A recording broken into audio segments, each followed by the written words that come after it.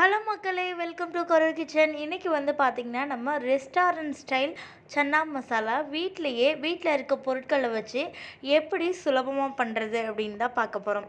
வாங்க வீடியோக்குள்ளே போகலாம்.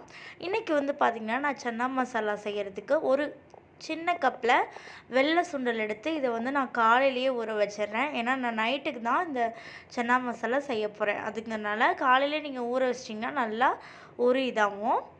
இப்போ வந்து பார்த்திங்கன்னா நல்லா அந்த சுண்டல் வந்து ஊறி இந்த மாதிரி வந்திருக்கும்.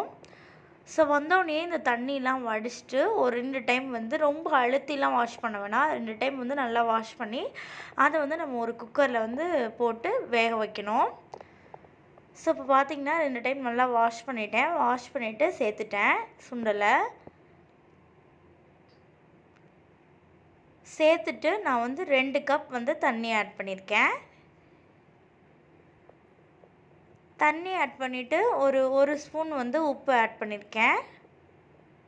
ஸோ சன்னா மசாலாவுக்கு தேவையான பாதி அளவு உப்பு வந்து இதில் ஆட் பண்ணியிருக்கேன். பாதி அளவு வந்து அந்த மசாலாலாம் பண்ணும்போது ஆட் பண்ணிக்கலான்ட்டு. ஸோ இதை வந்து பார்த்திங்கன்னா நம்ம ஒரு 5-6 விசில் எடுத்து வச்சுக்கணும். 5-6 விசில் விட்டு நல்லா வெந்து எடுத்து வச்சுக்கலாம். அடுத்து வந்து பார்த்திங்கன்னா 2 பெரிய வெங்காயம் நல்லா நீளமாக இந்த மாதிரி கட் பண்ணிக்கலாம். எந்த விதமான சைஸும் தேவையில்லை. ஏன்னா இதை வந்து நம்ம பார்த்திங்கன்னா மிக்சியில் போட்டு நல்லா பச்சையாகவே அரைச்சி தான் எடுக்க போகிறோம். ஸோ நீளமாக இந்த மாதிரி ரேண்டமாக கட் பண்ணிக்கோங்க. 2 பெரிய வெங்காயம் எடுத்திருக்கேன். ஸோ இதை வந்து இப்போ நம்ம ஒரு மிக்சி ஜாரில் போட்டு நல்லா அரைச்சி எடுத்துக்கலாம். அடுத்து வந்து பார்த்திங்கன்னா இதை அரைச்சி எடுத்ததுக்கப்புறமா 3 இந்த மாதிரி இந்த சைஸில் ஒரு பெரிய சைஸ் தக்காளி 3 தக்காளி எடுத்துக்கோங்க. இந்த சைஸில் நான் வீடியோவில் காமிச்சிருக்க தக்காளி மாதிரி எடுத்துக்கிட்டாலே போதும். ஸோ எடுத்துகிட்டு இதையுமே நம்ம அரைக்க தான் போகிறோம். அதனால் இதையுமே நீளமாக கட் பண்ணிக்கலாம். ரொம்ப சின்னதாக கட் பண்ணணும்லாம் அவசியமே இல்லை. ஸோ இதையுமே வந்து பார்த்திங்கன்னா நம்ம வெங்காயம் அரைச்சோம் பார்த்திங்களா, அதே ஜாரில் தான் நான் அரைக்கிறேன். அதனால தான் வெங்காயம்லாம் இந்த சைடில் ஒட்டிகிட்ருக்கு, வேறு ஒன்றும் இல்லை. ஸோ இதையும் அரைச்சி நம்ம எடுத்துக்கலாம். ஸோ இந்த ரெசிபி பண்ணுறது வந்து பார்த்திங்கன்னா ரொம்ப ஈஸிங்க. ஸோ இதெல்லாம் அரைச்சி எடுத்தாச்சு, அவ்வளோதான் நம்மளுக்கு. இப்போ வந்து பார்த்திங்கன்னா ஸ்டவ் ஆன் பண்ணி இந்த மாதிரி ஒரு கடாய் வச்சுக்கோங்க. கடாய் வச்சுட்டு அதில் வந்து பார்த்திங்கன்னா தேவையான அளவு குக்கிங் ஆயில் ஆட் பண்ணிக்கலாம். நான் வந்து பார்த்திங்கன்னா கொஞ்சம் எக்ஸ்ட்ரா இருக்கட்டும் அப்படிங்கிறதுனால ஒரு 3 டேபிள் ஸ்பூன் வந்து ஆயில் ஆட் பண்ணியிருக்கேன். அடுத்து வந்து பார்த்திங்கன்னா ஒரு பிரியாணி இலை, ஒரு பட்டை, கொஞ்சமாக சோம்பு, அவ்வளோதாங்க ஆட் பண்ணியிருக்கேன். வேறு எதுவுமே கிடையாது.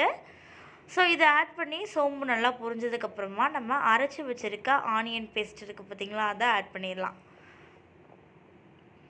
ஸோ ஆட் பண்ணிவிட்டு இந்த எண்ணெயிலையே நல்லா வதக்கிக்கோங்க. இதோட பச்சை ஸ்மெல் வந்து நல்லா போயிடணும், அந்தளவுக்கு நல்லா வதக்கிக்கோங்க.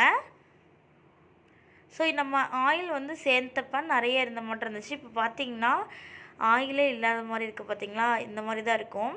ஸோ நல்லா நம்ம வதக்க அது வந்து எண்ணெய் வந்து நல்லா அந்த பேஸ்ட் கூட வந்து நல்லா சாந்துரும்.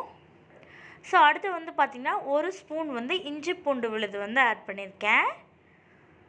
ஸோ ஆட் பண்ணிவிட்டு அதையுமே நல்லா வதக்கிக்கலாம்.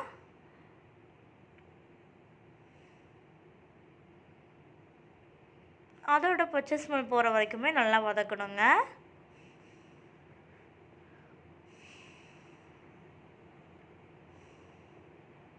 இப்போ வந்து பார்த்திங்கன்னா நம்ம அரைச்சி வச்சுருக்க தக்காளி பேஸ்ட் வந்து ஆட் பண்ணிக்கலாம்.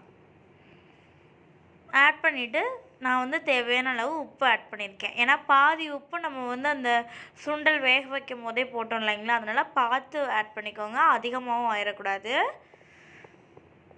அப்படி உங்களுக்கு டவுட்டாக இருந்துச்சுன்னா கொஞ்சமாக ஆட் பண்ணிக்கோங்க, அப்புறம் டேஸ்ட் பண்ணி பார்த்துட்டு கூட ஆட் பண்ணிக்கலாம். ஸோ உப்பு சேர்த்து இந்த மாதிரி நல்லா வதக்கி எடுத்துக்கோங்க. ஸோ இப்போ பார்த்திங்கன்னா நல்லா வதங்கி சைட்லலாம் எண்ணெய்லாம் திரிஞ்சு வந்துருச்சு. இப்போ நம்ம மசாலா எல்லாமே ஆட் பண்ணிக்கலாம். நான் வந்து பார்த்திங்கன்னா வரமிளகாத்தூள் வந்து ஒரு 2 ஸ்பூன் ஆட் பண்ணியிருக்கேன். மஞ்சத்தூள் வந்து பார்த்திங்கன்னா ஒரு 1/2 ஸ்பூன் ஆட் பண்ணியிருக்கேன்.